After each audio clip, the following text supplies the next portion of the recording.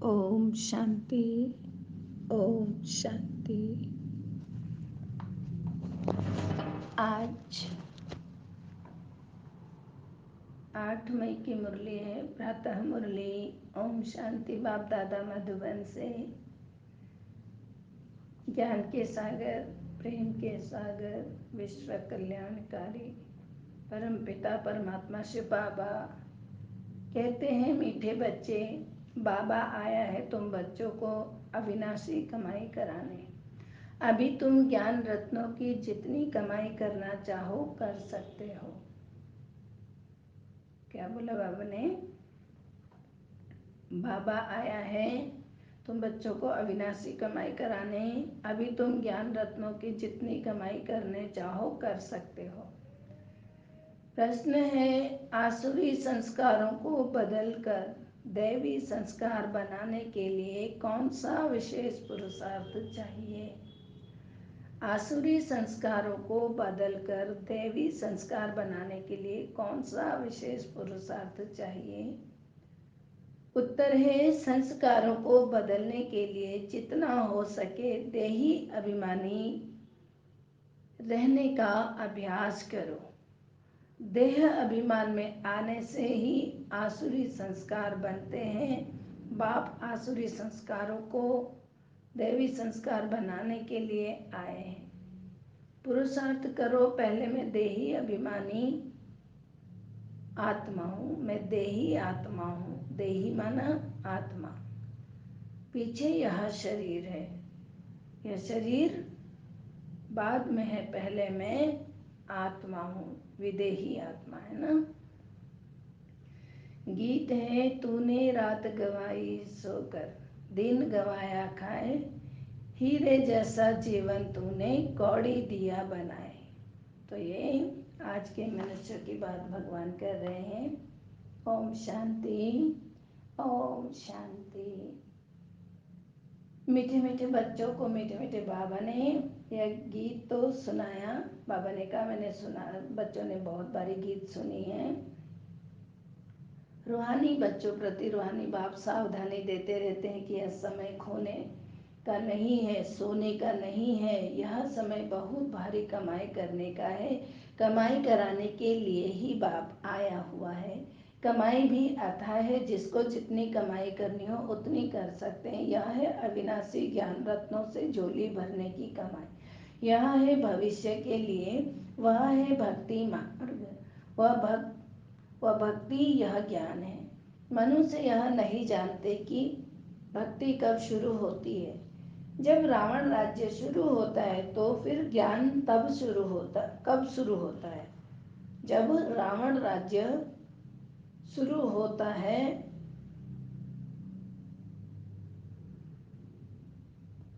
फिर ज्ञान तब शुरू होता है। पहले क्या होता है? रावण राज्य शुरू होगा। फिर बाबा कहते हैं कि जब बाप आकर राम राज्य स्थापन करते, रावण राज्य को राम राज्य बनाते हैं, तब ज्ञान तो है नई दुनिया के लिए, राम राज्य के लिए। इसलिए बाबा के आने पर ही ज्ञान शुरू होता है। बाकी तो भक्ति के अनुसार ग्रंथ बनते हैं। तो भक्ति है पुरानी दुनिया के लिए। अब बाबा कहते हैं पहले तो अपने को देही अर्थात आत्मा समझना है। तुम बच्चों की बुद्धि में हम पहले आत्मा है, पीछे शरीर है, परंतु ड्रामा प्लान अनुसार मनुष्य सब रॉन्ग हो गए अर्थात गलत हो गए। इसका उल्टा समझ लिया है। अब क्या समझते हैं आजकल की दुनिया के लोग? सोचते हैं हम तो शरीर है, आत्मा किसने देखी है, कल किसने देखा है ना। तो बाबा कहते हैं यह तो विनाशी है शरीर जो है, इसको तुम लेते हो और छोड़ते हो। संस्कार आत्मा में रहते हैं। देह अभिमान में आने से संस्कार आसुरी बन जाते हैं। फिर आसुरी संस्कारों को देवी बनाने के लिए बाबा को आना पड़ता है। यह सारी रचना एक उस रचता बाप की ही है। उनको सब क्या कहते हैं? फादर कहते हैं। जैसे लौकिक बाप को फादर भी कहा जाता है ना, फादर ही कहा जाता है। तो बाबा और मम्मा यह दोनों अक्षर बहुत मीठे होते हैं। रचना तो बाप को ही कहेंगे। वह पहले माँ को एडॉप्ट करते हैं अर्थात ब्रह्मा बाबा को एडॉप्ट करते हैं। फिर उन ब्रह्मा माँ के द्वारा ब्रह्मा अर्थात ब्रह्मा माँ के द्वारा हम बच्चों को रचना करते हैं, कैसे गोद लेते। तो बेहद का बाप भी कहते हैं कि मैं आकर इनमें प्रवेश करता हूँ। इनका नाम बाला है, कहते भी है ना भागीरथ। मनुष्य का ही तो चित्र दिखाते हैं, कोई बैल आदि है नहीं। भागीरथ मनुष्य का तन कहलाता है। तो बाबा ही आकर बच्चों को अपना परिचय देते हैं। तो तुम हमेशा कहो हम बाप दादा के पास जाते हैं। सिर्फ बाप कहेंगे तो वह निराकार हो जाता है। अगर खाली बाप कहते हैं तो क्या हो जाता है, सिर्फ शिव बाबा। अगर बाप दादा कहते हैं तो ब्रह्मा के साथ ब्रह्मा के तन पे आते हुए शिव को देखा जाता है। तो बाप दादा माना दोनों आ गए। तो निराकार बाप के पास तो तब जा सकते हैं जब शरीर छोड़े, ऐसे तो कोई भी जा नहीं सकता। यह नॉलेज बाप ही देते हैं, यह नॉलेज है भी बाप के पास। अभी ब्रह्मा तो इस दुनिया से हैं और शिव बाबा परम धाम से दोनों मिलकर के मनुष्य सृष्टि की रचना कर रहे हैं ना। तो इसलिए ये विचित्र जोड़ा बना हुआ है। तो अविनाशी ज्ञान रत्नों का खजाना है, बाबा है ज्ञान रत्नों का सागर। पानी की बात नहीं होती है, ज्ञान रत्नों का भंडारा है।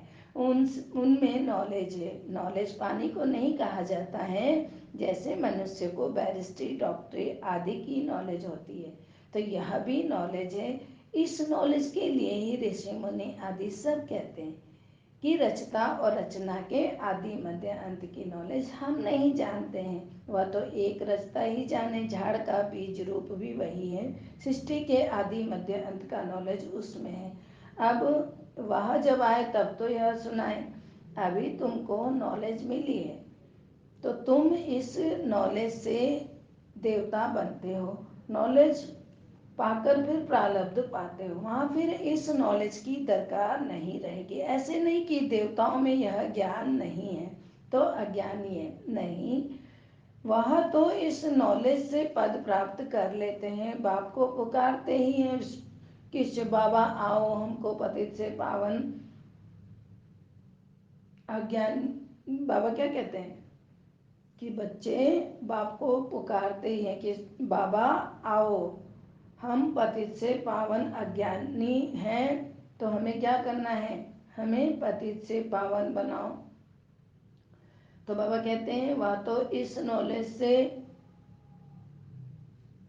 ही बनेंगे ना। कैसे बनेंगे, उसके लिए रास्ता अथवा नॉलेज बताओ। तो बाबा ने इसी बात से कह रहे हैं बाबा, क्योंकि जानते नहीं है इसलिए कहते हैं कि मुझे पुकारते रहते हैं और बोलते हैं बाबा आओ मुझे रास्ता बताओ। गाते हैं ना, मैं मूर्ख खल कामी कृपा करो भरता, विषय विकार मिटाओ पाप हरो देवा, है ना। तो इसलिए बाबा ने उसी बात को पकड़ के कहा तुम ही तो बुलाते हो पतित विकारी हूँ मैं और आओ मुझे नॉलेज समझाओ। कहते हो अभी तुम जानते हो हम आत्माएं शांति धाम से आई है, वहाँ आत्माएं शांति में रहती, यहाँ आए हैं पाठ बजाने। यह पुरानी दुनिया है तो जरूर नई दुनिया थी। वह कब थी, कौन राज्य करते थे, ये कोई भी नहीं जानते। तुमने अभी बाप के द्वारा जाना है तो बाबा है, बाप है ना। बाप है ही ज्ञान का सागर, फिर सदगति दाता भी है। तो उनको ही तो पुकारते हैं कि बाबा आकर हमारे दुख हरो, सुख शांति दो। आत्मा जानती है परंतु तमो प्रधान हो गई है, फिर इसलिए फिर से बाप आकर परिचय दे रहे हैं। मनुष्य ना आत्मा को ना परमात्मा को जानते हैं। आत्मा को ज्ञान ही नहीं है। जो परमात्मा अभिमानी बने तो आगे तुम भी नहीं जानते थे, अभी ज्ञान मिला है तो समझते हैं बरोबर सूरत मनुष्य की थी और फिर सीरत बंदर की थी। अभी देखो अभी बाबा ने नॉलेज दी है तो हम भी नॉलेजफुल बन गए, रचता और रचना का ज्ञान मिला। फिर तुम जानते हो कि हमको भगवान पढ़ाते हैं तो कितना नशा रहना चाहिए। बाबा है ज्ञान का सागर, उसमें बेहद का ज्ञान है। तुम किसके पास भी जाओ तो सृष्टि के आदि मध्य अंत का ज्ञान तो क्या परंतु आत्मा क्या चीज है वह भी नहीं जानते। सृष्टि के आदि मध्य अंत की बात तो बहुत बहुत दूर की है, पहले यही जान ले कि आत्मा क्या चीज है। बाबा को तो याद भी नहीं करते, दुख करता सुख करता फिर भी ईश्वर सर्वव्यापी कह देते हैं। बाबा कहते हैं ड्रामा अनुसार उन्हों का भी कोई दोष नहीं है, माया बहुत ही तुच्छ बुद्धि बना देती है। कीड़ों को फिर गंध में ही तो सुख भासता है ना, जो कीड़े गंध खाने वाले होंगे उनको अच्छाई थोड़ी अच्छी लगेगी। तो बाबा आते हैं गंध से निकालने। मनुष्य दलदल में फंसे हुए हैं, ज्ञान का पता ही नहीं है तो क्या करे, दुबन में फंसे पड़े, फिर उनको निकालना ही मुश्किल हो जाता है। निकाल कर आधा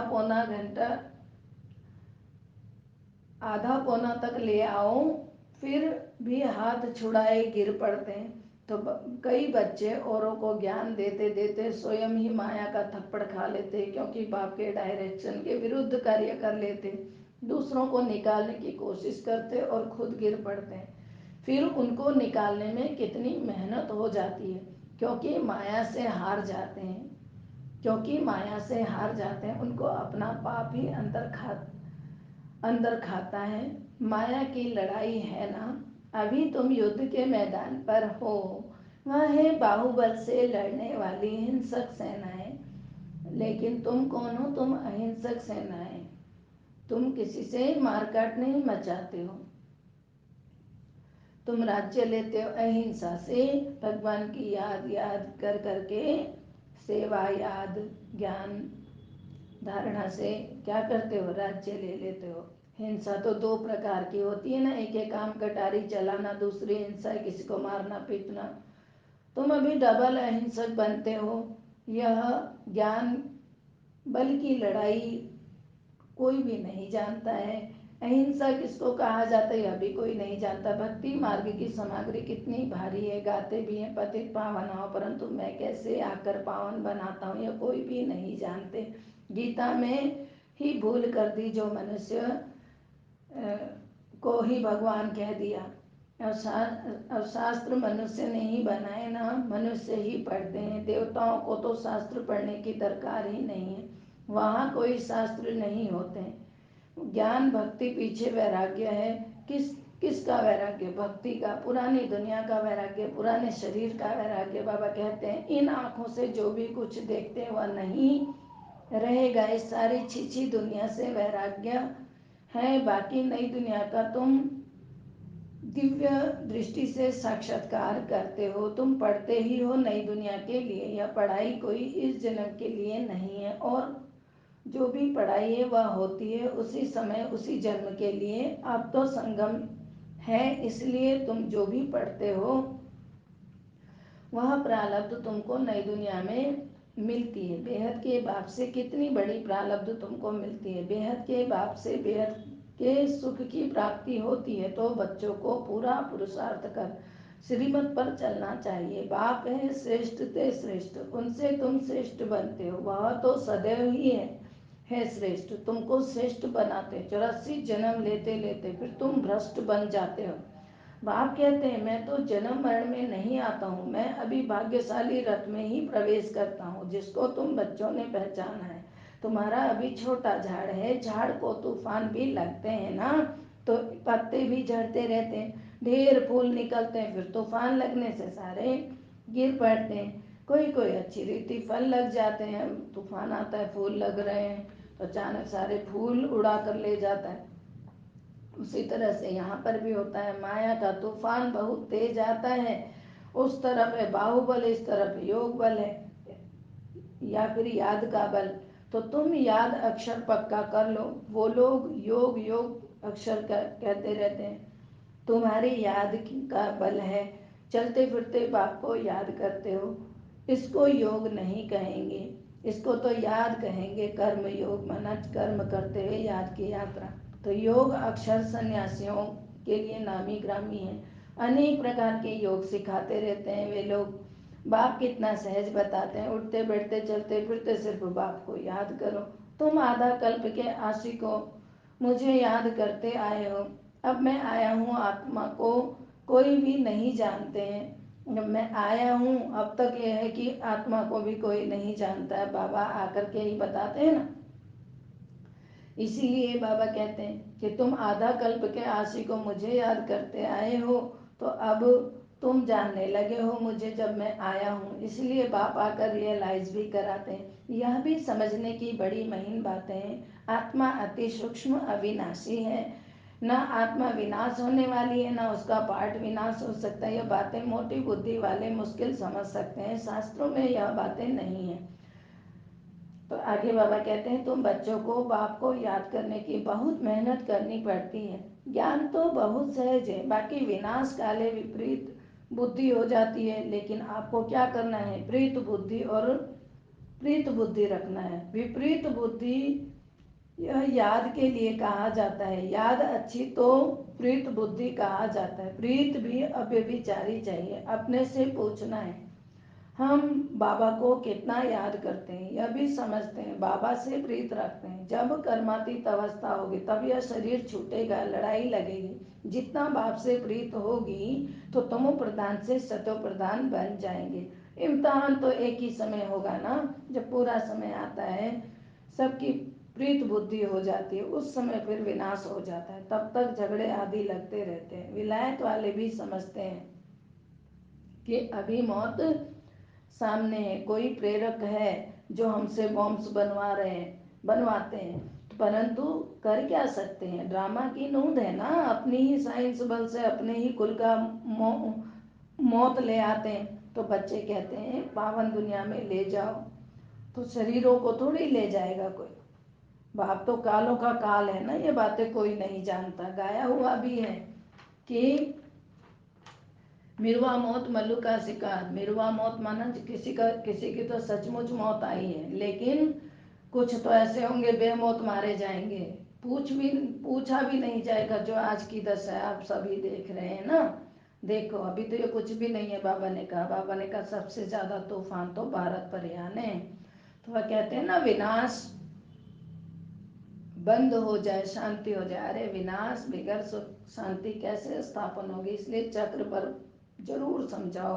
अभी स्वर्ग के गेट खुल रहे हैं, बाबा ने कहा है। इस पर भी एक पुस्तक छपाओ, gateway to Shanti Dham to Sukh Dham. तो इसका अर्थ भी नहीं समझेंगे। मैं बहुत सहज है तो बहुत सहज है, परंतु मैं बहुत सहज समझाता हूँ, परंतु कोर्टों में कोई मुश्किल समझते हैं। तुमको प्रदर्शनी आदि में कभी दिल शिकस्त नहीं होना चाहिए। क्यों बोला बाबा ने? क्योंकि हम लोग कई बार समझाने जाते हैं, कोई आत्माएं ऐसी ऐसी बातें कहते हैं कि जो दूसरे को दिल लग जाए। लेकिन बाबा के बच्चों को दिल शिकस्त नहीं होना है। फिर वो बाबा का बच्चा कैसे हुआ? अगर बुरा लग गया, कोई बात बुरी नहीं लगनी चाहिए।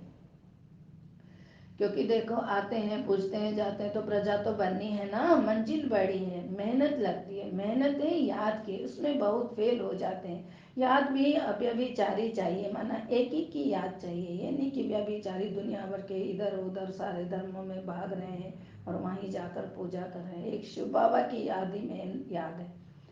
तो माया घड़ी घड़ी बुला देती है। मेहनत बिगर थोड़ी कोई विश्व के मालिक बन सकते हैं। पूरा पुरुषार्थ करना चाहिए। हम सुखधाम के मालिक थे, अनेक बार चक्कर लगाया, अब बाप को याद करना है। माया बहुत विघ्न डालती। बाबा के पास सर्विस के भी समाचार आते हैं। आज विद्युत मंडली को समझाया, आज इसको समझाया, आज यह किया।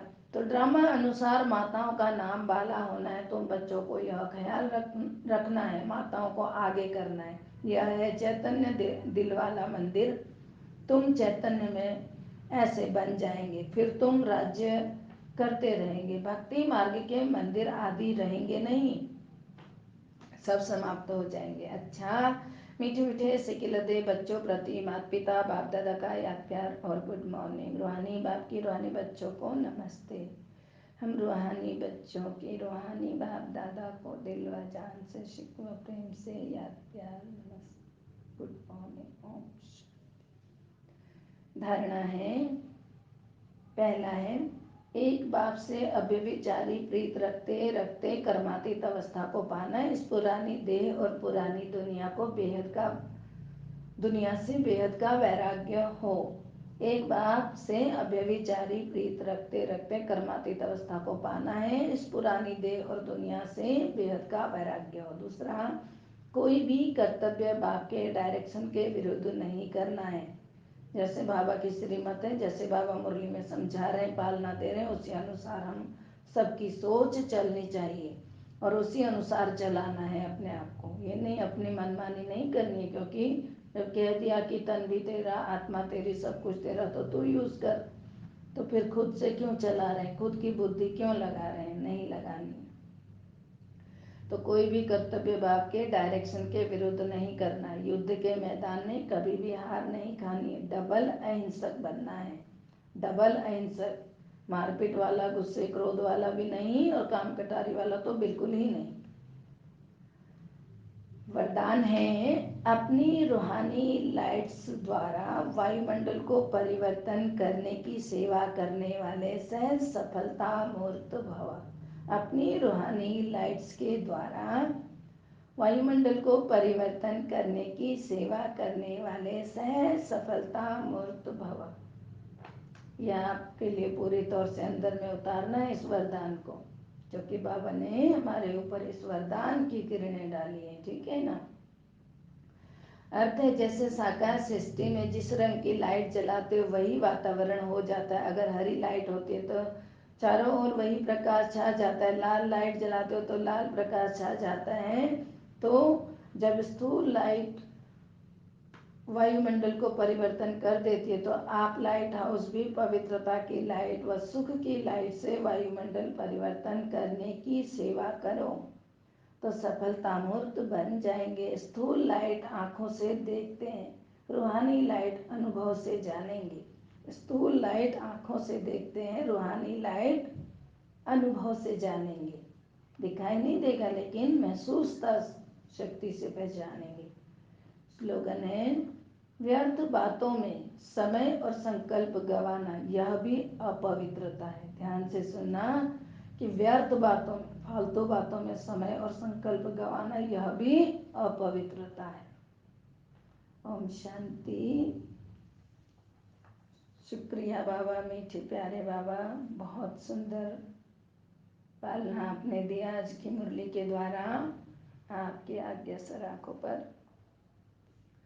सबका भला हो, सब सुख पाएं, सब परमात्मा से जुड़ जाएं। सबका भला हो, सब सुख पाएं, सब परमात्मा से जुड़ जाएं। सबका भला हो, सब सुख पाएं, सब परमात्मा से जुड़ जाएं। अंत समय में अपना जीवन सफल बनाएं, जीवन मुक्ति को पाएं। अपना बुद्धि का योग परमात्मा से लगा पाए और अपने आने वाले समय को सफल कर पाए। परमात्मा शक्ति सबको प्राप्त हो जाए। मीठी बाबा, प्यारे बाबा की सभी संतानें सबका भला हो। ओम शांति,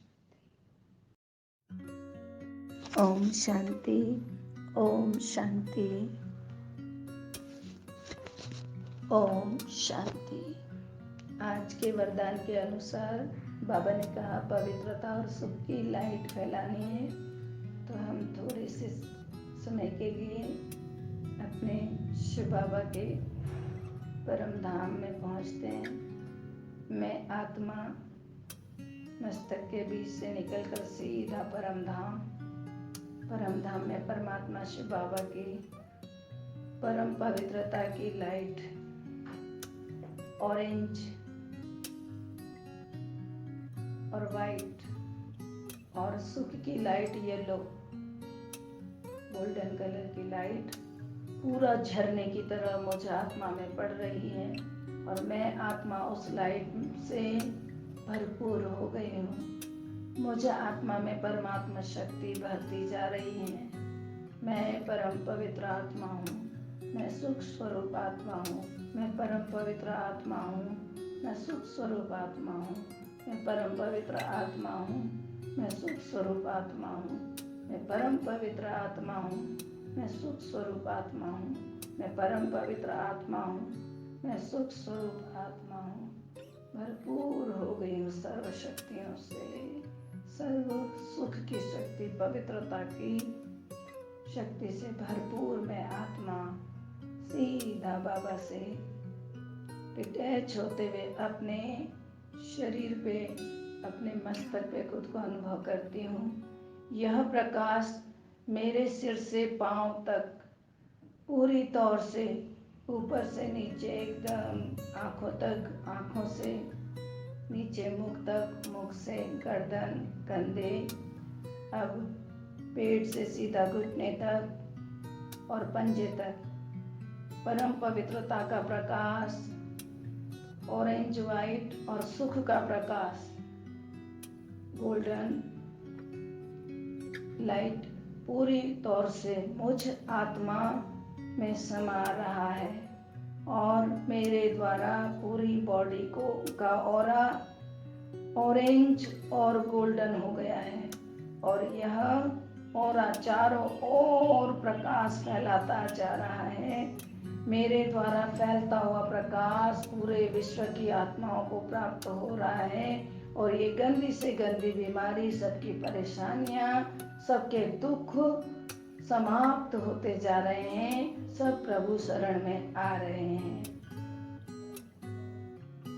पूरा अपने आप को प्रकाश से भरा हुआ देखें। बॉडी नहीं, केवल बॉडी के आकार से भरपूर प्रकाश फैल रहा है चारों ओर विश्व ग्लोब पर।